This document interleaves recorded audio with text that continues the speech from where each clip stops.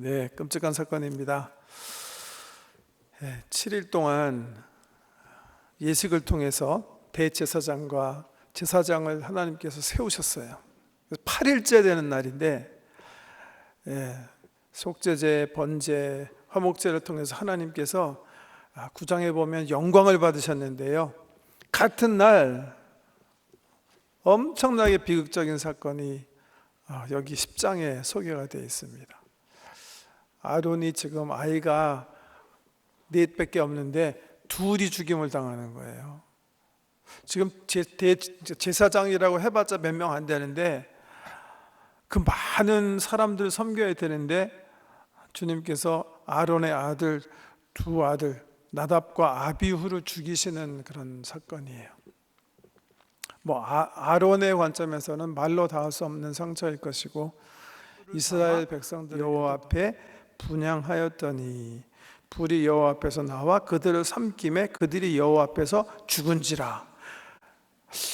이 두 절 말씀만 가지고는 왜 정말 이들이 죽어야 하는지, 이들이 어떤 실수를 했기 때문에 하나님께서 이 두 사람을 그냥 사역 첫날 그냥 죽이셔야 했는지 정말 이렇게 잘 이해가 되지 않는 그런 말씀인데요. 자세히 말씀 보시면 10장 1절에 각기, 그러니까 나답과 아비후가 각기 향료를 가져다가, 학자들도 이게 확실하지 않은 거예요. 왜 이게 정확하게 그런 건지. 각기 향료. 하나님께서요, 출애굽기에 보면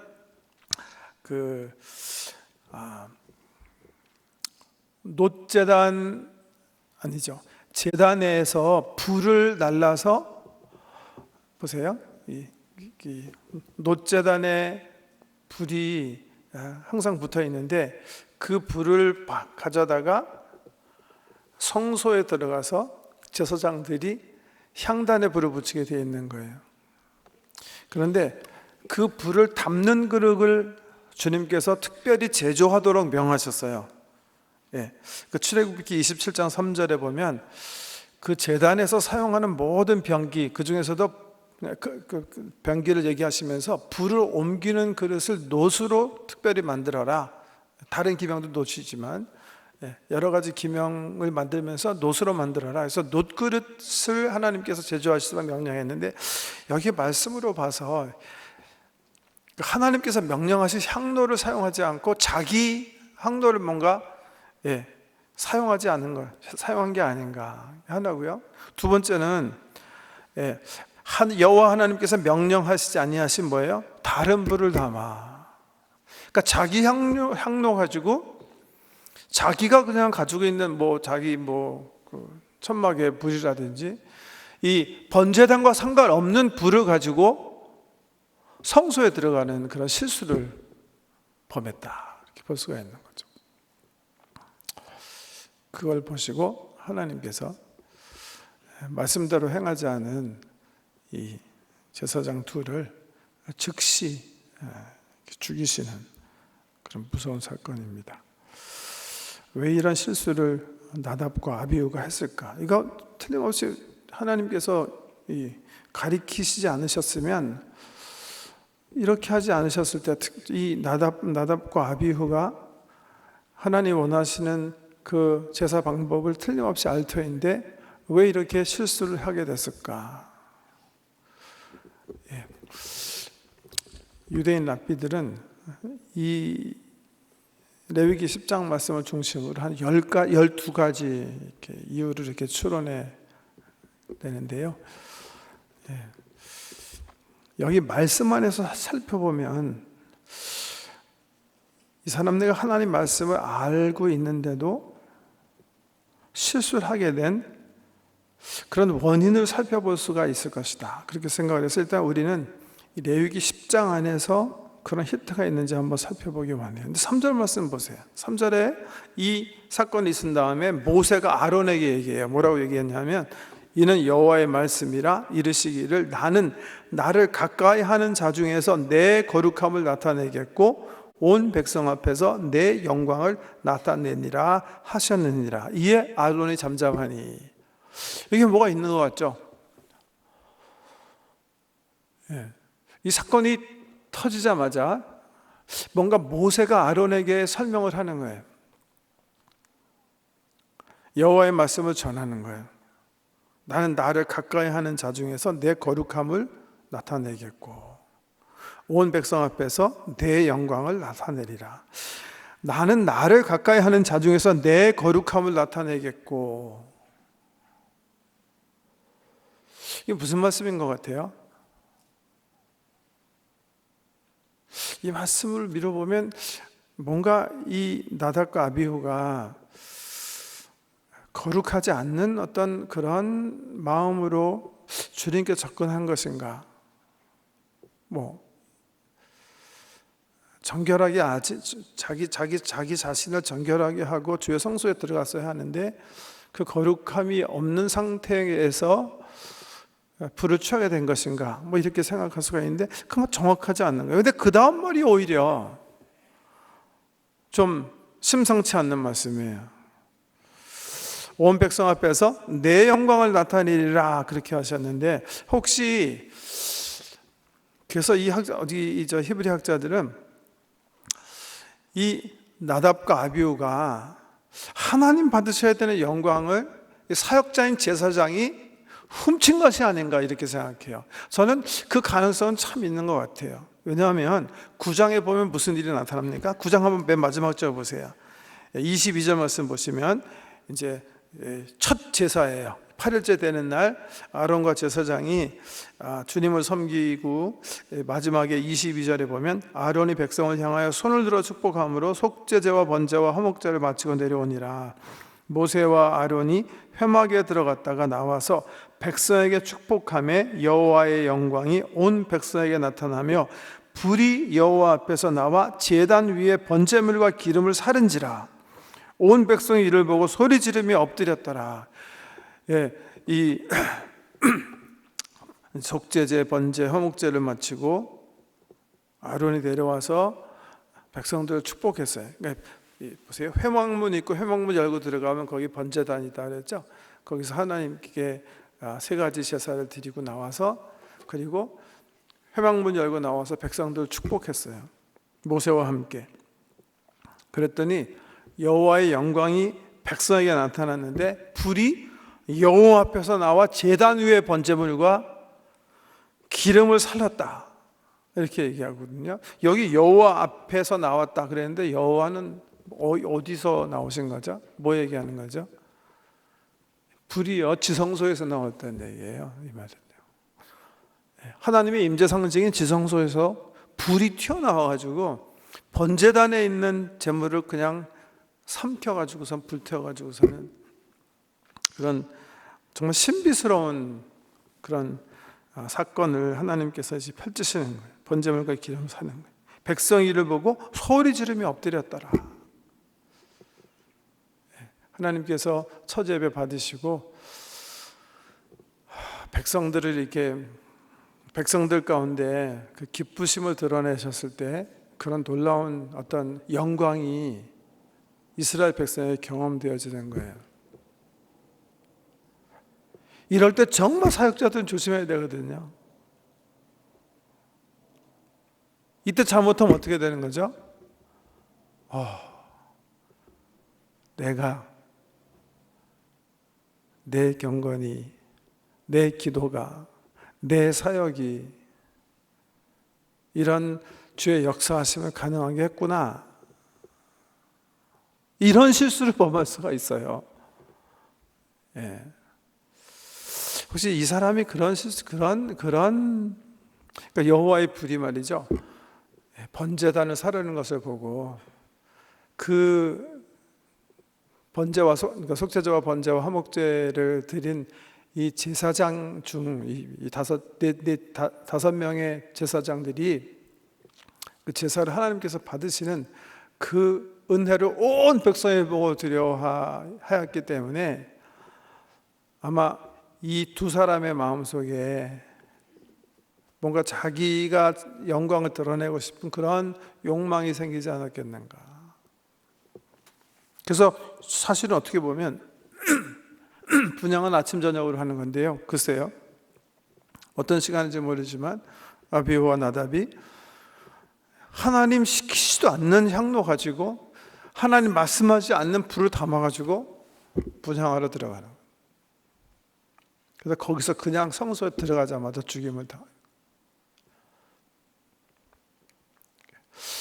만약에 이 말씀이 그런 의미라면 사역하는 우리들에게는 정말 경종이 되는 귀한 말씀이에요. 여러분 기억하시죠? 베드로와 요한이 사도행전 3장에 보면 예루살렘에 오후 3시경 예배하러 올라가는 중 미문 앞에 앉아있는 날 때부터 다리 쓰지 못하는 지체 장애인 이렇게 만나게 돼요. 이 사람 보고 굉장히 극렬한 마음을 느끼고 성령의 감동에 따라 선포하죠.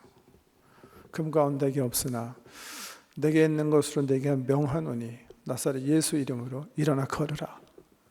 성령이 하시는 대로 선포해요. 그래서 이 사람이 놀랍게 걸어요.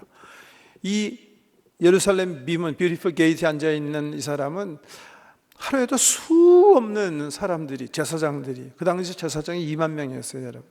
다 봤던 사람들인데 이 사람이 날 때부터 이 지체 장애인이었던 이 사람이 일어난 거예요. 유명한 기적이 일어난 거예요.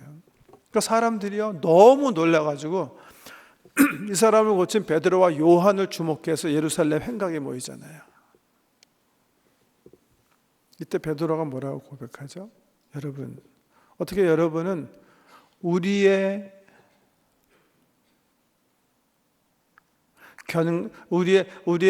뭐죠? 경건과 또 하나 뭐죠? 찾아봐야 되겠네요. 사도행전 3장. 시간 없으니까 제가 빨리 찾아 읽어드릴게요. 베드로가 이것을 보고 백성에게 말하여 이르되 이스라엘 사람들아 이 일을 왜 놀랍게 여기느냐? 우리 개인의 권능과 경건으로 이 사람을 걷게 한 것처럼 왜 우리를 주목하느냐? 이게 올바른 사역자들의 고백이죠. 왜? 이 사역은 하나님께서 예수 그리스도의 이름으로 펼치신 사역이기 때문에 사역자의 경건과 능력이랑 상관없는 일들이에요. 또 같은 비슷한 사건인데요. 사도행전 14장에 보면 루스드라에서 바울 선생님께서 발을 쓰지 못하는 한 사람 앉아서 걷지 못하는 사람인데 걸어 본 적이 없는 사람이에요.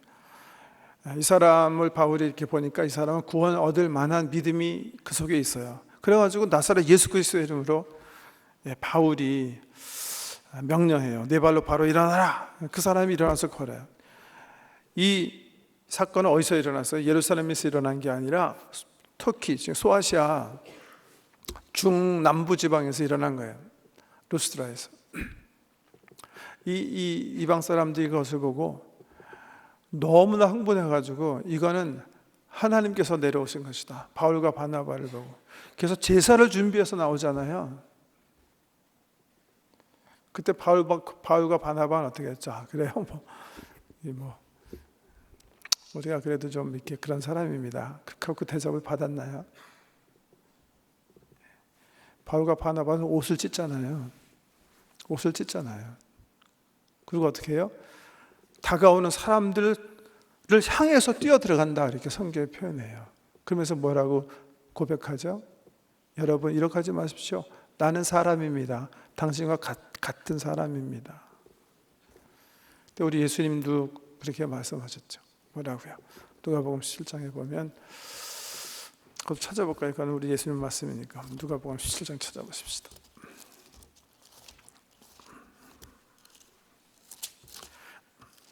누가복음 17장은 참 재밌는 가르침이 들어가 있는 텐데 17장 1절부터 좀 잠깐 볼까요? 누가복음 17장 1절 예수께서 제자들에게 이르시되 이건 12제자에게 얘기하세요. 실족하게 하는 것이 없을 수는 없으나 그렇게 하게 하는 자에게는 화로다. 그가 이 작은 자 중에 하나를 실족하게 할진데 차라리 연자 맷돌이 그 목에 메어 바다에 던지는 것이 나으리라. 너희는 조심하라. 만일 내 형제가 죄를 범하거든 경고하고 회개하거든 용서하라. 만일 하루에 7번이라도 내게 죄를 짓고 7번 내게 돌아와 내게 회개하노라 하거든 너는 용서하라. 이건 사도들에게 하시는 말씀인데요. 그거 다 하신 다음에 그러니까 한 사람도 실족하게 하지 말아라. 그러니까 이 제사장 뭐라 그럴까요? 노블리스 오블리제. 하나님께서 은혜를 베풀어 주신 사람은 어떻게 해야 돼요? 오블리게이션, 책임이 있는 거예요. 그 책임에 대해서 얘기하시는 건데 17장 7절 너희 중 누구에게 밭을 갈거나 양을 치거나 하는 종이 있어 밭에서 돌아오면 그더러 곧 와 앉아서 먹으라 말할 자가 있느냐? 도리어 그더러 내 먹을 것을 준비하고 띠를 띠고 내가 먹고 마시는 동안에 수종 들고 너는 그 후에 먹고 마시라 하지 않겠느냐? 명한대로 하였다고 종에게 감사하겠느냐? 그 다음에 읽어볼까요? 시작. 이와 같이 너희도 명령받은 것을 다 행한 후에 이르기를 우리는 무익한 종이라 우리가 하여야 할 일을 한 것뿐이라 할지니라. 네, 다시 우리 레위기로 돌아가서 아마 이 나답과 아비후가 여기서 실족하지 않았나 그런 생각이 들어요. 그러니까 하나님의 영광을 가로챈 거예요. 너무 막 하나님의 역사하심이 나타나니까 이게 내가 뭐가 된 줄 착각해가지고 교만한 마음, 그런 마음을 가지고 여호와의 분향단에 들어갔다가 이를 자처한 것이다. 이렇게 3절 말씀에 의하면 그렇게 할 수 있고요. 그 다음에 8절에 보면 사실 이 사건보다 더 중요한 말씀을 이제 여호와께서 아론 대제사장에게 직접 말씀하시는 거예요. 이전까지는 다 모세를 통해서 얘기하셨는데 여기 보면 하나님께서 아론에게 직접 말씀하시면서 제사장들이 지켜야 할 확실한 규례를 여기서 세우세요. 그전에는 위임직만 했잖아요. 근데 보세요. 8절 여호와께서 아론에게 말씀하여 이르시되 너와 네 자손들이 회막에 들어갈 때에는 포도주나 독주를 마시지 말라. 그리하여 너희 죽음을 면하라. 이는 너희 대대로 지킬 영영한 규례라. 그리하여야 너희가 거룩하고 속된 것을 분별하며 부정하고 정한 것을 분별하고 또 나 여호와가 모세를 통하여 모든 규례를 이스라엘 자손에게 가르치리라. 이렇게 말씀하셨어요. 여기 보니까 어떻게 보면 너무나 당연한 말씀을 하나님께서 하시는데 제사장들에게 말씀하시면서 회막에 들어갈 때, 주님 섬기러 들어갈 때에 포도주나 독주를 마시지 말라. 이거 일반 사회에서도 마찬가지잖아요. 여러분 직장생활 하시는데 아니면 사업터전에서 일하시는데 독주나 포도주 마시고 일하실 수 있습니까? 회사에서 술 먹고 일하면 그냥 파야 되죠? 그렇지 않을 수도 있나요? 그냥 파야 될걸요 아마? 어떤 일을 하시든지 그 즉시 당연히 지켜야 될 건데 이 말씀으로 미뤄봐서 혹시 이 나답과 아비후가 이런 실수를 범한 게 아닌가? 왜 10장에 갑자기 하나님께서 이런 말씀을 하셨을까?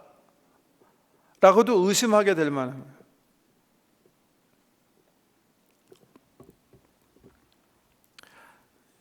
오늘 우리 촌장님들이 주로 많이 수요예배에 참석하시는 경향이 있으시니까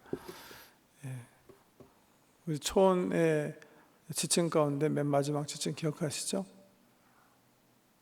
촌 모임으로 모여서 하지 말아야 될 거 뭐죠? 교회에서 모일 때는 그런 위험성이 없겠습니다만은 집에서 모이실 때라도 절대 하지 말아야 되는 게 뭐죠? 술교제 안 되죠? 여기 안 된다고 써 있죠?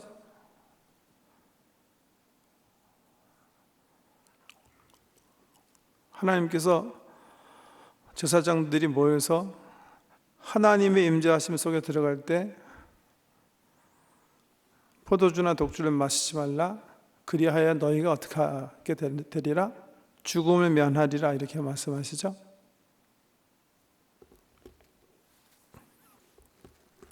이는 너희 대대로 지킬 영원한 규례라.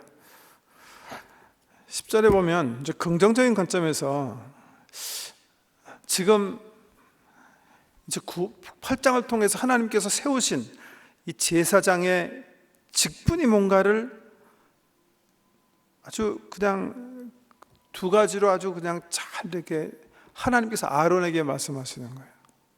10절 그리하여 너희가 거룩하고 속된 것을 분별하며 부정하고 정한 것을 분별하고. 제사장이 해야 될 거는 뭐 하는 거예요?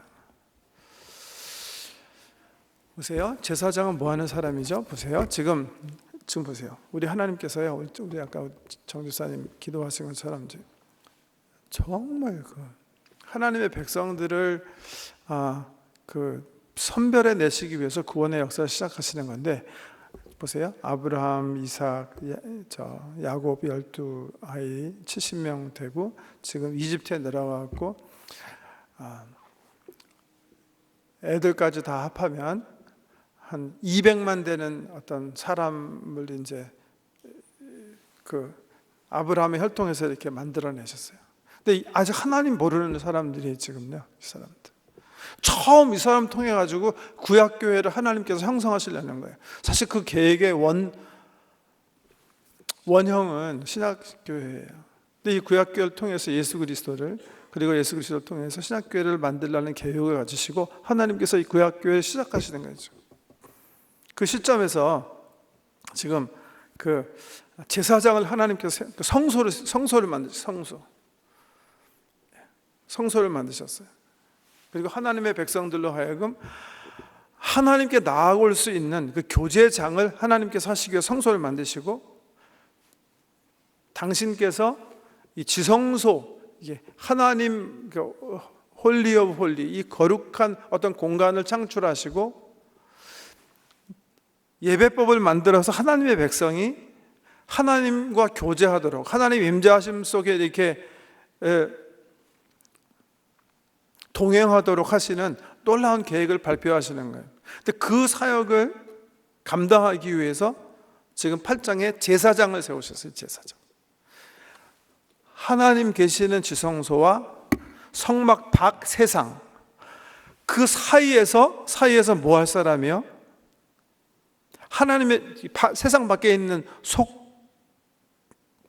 속된 세상에 있는 사람들이, 거룩한 데 있지 않는 사람들이 거룩하신 하나님을 예배할 수 있도록 예배를 담당하는, 제사를 담당하는 제사장을 하나님께 세우신 거예요. 이 제사장의 임무는 뭐예요? 세상에 있는 사람들로 하여금 하나님께 나아갈 수 있는 길을 준비하는 사람들, 그런 사람들이 당연히 갖춰야 될 것이 있다, 그렇게 얘기하시는 거예요. 이게 뭐예요?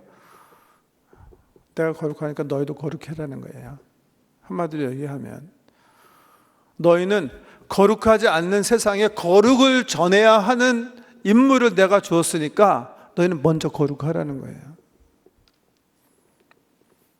우리 베드로 사도께서 복음서에 보면 바울 사도가 교회마다 얘기하시는 그 메시지와 같은 메시지죠.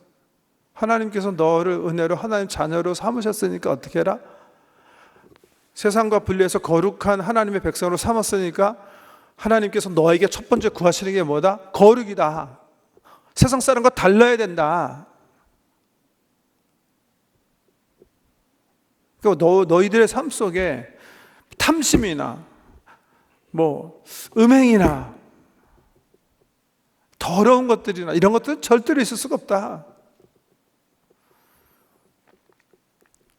하나님께서 기대하시는 열매, 착함, 의로움, 진실함, 이런 것들로 완전히 너희는 거룩함을 나타내야 된다. 왜? 거룩하신 하나님을 거룩하지 않은 세상을 하나님으로 인도할 제사장으로 너희를 먼저 삼으셨기 때문에 너희는 당연히 거룩해야 된다, 그렇게 말씀하시잖아요. 제사장의 하나님께 제사장을 세우신 이유, 제사장 나라로 삼으신 이유, 저와 여러분을 거룩한 나라, 왕같은 제사장으로 지금 교회의 한 지체로 삼으신 이유예요. 당연히 우리의 삶은 세상과 달라야 되는 거예요. 속된 세상을 하나님께 인도할 그런 사명을 가지고 하나님께서 먼저 성별해 내셨기 때문에 하나님이 거룩하신 걸 요구하시는 거예요. 두 번째는 비로소 여기에서 이제 말씀하시는 제사장의 중요한 그 임무인데 11절에 뭐라고 그러셨어요? 또 나 여호와가 모세를 통하여 모든 규례를 이스라엘 자손에게 가르치리라. 그러니까 제사장 그러면 그 말의 컨노테이션 때문에 제사장들은 그냥 백성들을 위해서 그 제사를 지내는 그런 사람인가 보다 이렇게 생각하실 수가 있겠는데, 여기 분명히 여호와 하나님께서 아론에게 말씀하시는 거예요. 첫째, 너희는 속한 거룩하지 않은 세상을 거룩함으로 인도할 책무가 있기 때문에 거룩해야 된다, 그렇게 말씀하시고, 두 번째는 제사장들이 해야 될 것은 하나님께서 모세에게 가르쳐 주신 모든 법을, 하나님의 말씀을 가르치는 일을 해야 된다.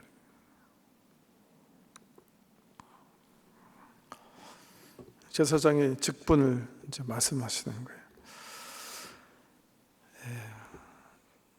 저와 여러분의 관점, 지난주에 말씀드린 것처럼 우리 신약시대, 여기는 구약시대에는요, 성막 밖에 있는 이스라엘 백성들이, 세상이라면 제사장들이 하나님과의 어떤 중보자적 역할을 하는 그런 사명을 받았다 이렇게 볼 수가 있고, 우리 신학적인 관점에서는 하나님의 은혜, 예수 그리스도의 은혜로 하나님의 자녀, 왕같은 제사장, 거룩한 나라, 거룩한 백성이 된 저와 여러분이, 선택된 백성이 된 저와 여러분이 지금 뭐예요? 이 제사장 역할을 하도록 하나님께서 부르신 거예요. 제사장들에게 구하는 게 뭐예요? 여기 하나님께서 먼저 아론에게 직접 얘기하신 것 두 가지. 거룩이에요, 첫째. 무조건 우리 거룩해야 되는 거예요. 세상 사람들과 달라야 돼요.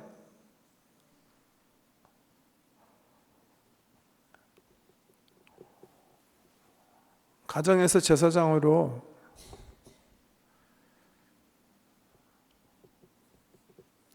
자녀들에게, 믿지 않는 남편에게, 믿지 않는 아내에게 제사장 역할을 하셔야 되잖아요. 그러기 위해서 주님께서 구하시는 게 있어요. 거룩함이에요. 하나님처럼 거룩하셔야 돼요. 내 언어가 달라야 되죠, 그죠? 아이들이 생각할 때 우리 아버지는 도덕적이 아니다, 흠이 있다,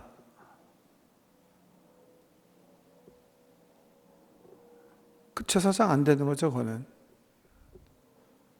거룩함을 상실한 사람이 어떻게 제사장 역할을 할 수가 있겠습니까? 내가 아빠 엄마의 삶을 보니까, 엄마 아빠의 언어나 그 삶의 유형을 보니까 이건 아닌 것 같다. 세상 사람과 피차 일반이다. 그거 안 된다고 주님께서 말씀하시는 거예요. 그건 제사장 아니에요, 그거는요. 괜히 제사장인 척하면 상처만 더 줄 거예요. 내가 내 밖에 지금 동창들이 나를 봤는데 쟤나 나나, 제가 사는 삶의 기준이나 내가 사는 삶의 기준이나, 저도 세금 떼먹고 나도 세금 떼먹는데 뭐가 다르냐? 제 입술의 열매나 내 입술의 열매나 같은데 뭐가 다르냐? 제가 생활하는 거 보니까, 스스로 얘기할 때도 보니까 결국 사람이기 때문에 여러 가지 실수를 한다고 스스로 말하고 있다면 우리 제사장 아닌 거예요, 그거는요. 거룩함을 상실한 사람은 제사장이 될 수가 없어요.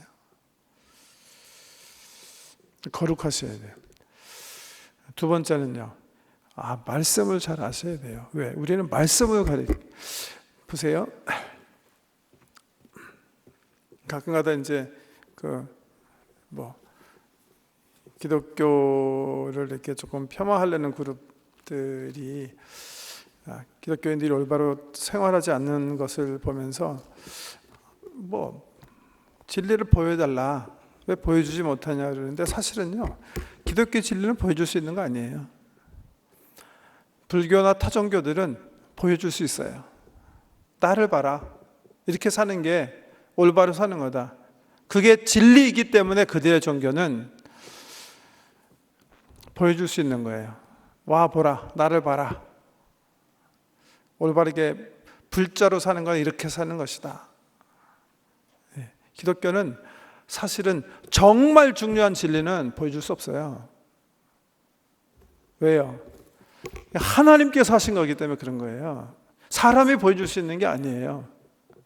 그래서 성경은 뭐라고 그러냐면 진리를 깨달아라 그렇게 얘기하시는 거예요. 진리를 배워라, 배우고 확신하는 데 거하라. 왜? 하나님께서 하신 거기 때문에, 하나님의 계획이 복음이기 때문에, 하나님께서 하신 게 복음의 핵심에 있기 때문에 보여줄 수가 없어요. 그래서 하나님께서 발표하신 계시를 배우셔야 되는 거예요. 진리를 먼저 깨달으셔야 돼요. 너희가 진리를 알지니 진리가 너희를 자유케 하리라. 기독교의 핵심은 진리예요. 하나님께서 가지고 계신 계획, 하나님께서 하신 일, 이게 우리 기독교의 핵심이기 때문에 사람이 보여줄 수 있는 게 아니에요. 하나님께서 우리에게 알려주신 그 말씀을 계시의 정신, 성령의 도우심으로 깨달으셔야 돼요. 배우셔야 돼요. 배우고 확신하는 일에 거하셔야 돼요. 왜? 그래야 비진리 속에 갇힌 사람을 가르칠 수도 있기 때문에 그런 거죠. 가르칠 수 있기 때문에. 제사장의 임무예요. 하나님의 진리를 가르치는 일이에요. 가르치기 위해서 우리 어떻게 해야 돼요? 열심히 잘 배우셔야 돼요. 정말 막 말씀을 사랑하고 말씀이 뭔가 이해하려고 애쓰고, 제사장의 사명 주신 거 귀히 여기고 잘 감당한 저와 여러분 되시길 주의 이름으로 축복합니다. 우리 기도